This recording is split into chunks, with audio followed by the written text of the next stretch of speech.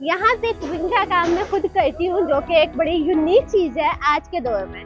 मेरा यहाँ पे अपना बारबेक्यू का यूनिट है।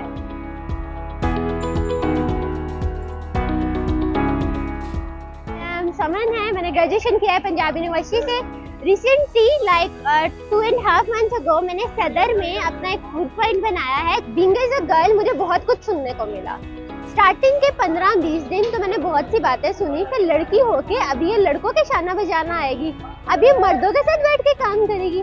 पर उसके बाद जब मैंने अपने पास फीमेल स्टाफ रखा तो फैमिलीज आई हमारे पास सिर्फ ये चेक करने के ये लड़की होके काम कैसे कर रही है। वो फैमिलीज शॉक तब हुई जब उनको सर्विस देने के लिए भी एक फीमेल उनके पास गई।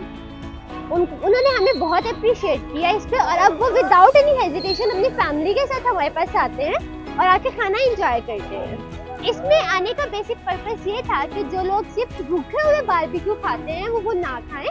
हम उनको बारबेक्यू के साथ फ्री ऑफ कॉस्ट वेजेस दे रहे हैं, जो कि उसके टेस्ट को बहुत यूनिक और बहुत यमी बनाता है।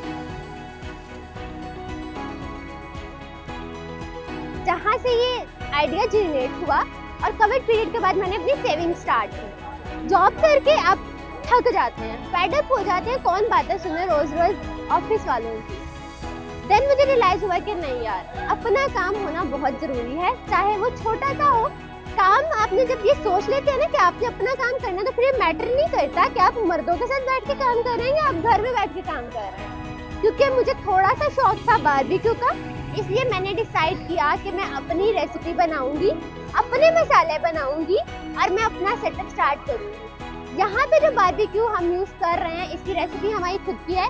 इस पे जो मसाले यूज हो रहे हैं वो हमारे खुद के हैं। और दूसरी चीज मैंने सीखी वो ये है कि कोई भी काम मुश्किल नहीं है, चाहे वो आप मर्दों के साथ बैठ के करें या घर में बैठ के करें। मैंने इस काम को आगे एक्सपेंड किया है और अल्हम्दुलिल्लाह बहुत अच्छे रिव्यूज हैं हमारे पास कस्टमर की तरफ से, और इंशाल्लाह हम इसको पूरे पाकिस्तान में एक्सपेंड करेंगे।